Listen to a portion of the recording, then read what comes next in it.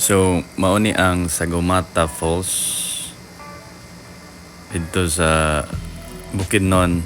Again, this was a throwback na back in August 23, 2020. So, dugay-dugay na gyud. This was the first time nga nakaari ko aning lugar atong napami sa Bukidnon nagpuyo. Mga 4 years kapinsad mi dito nagpuyo. So, again, this is Sagumata Falls, located and situated at Barangay Lourdes, Valencia City, Bukidnon. So, ubos siya sa Kalatungan Mountain Ranges.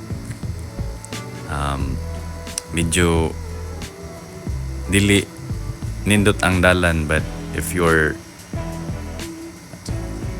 driving motorcycle, mas better kaysa mag four wheels ka. Labi na og ulan-ulan jud, lisod jud ang dalan dito kay malapok magud siya.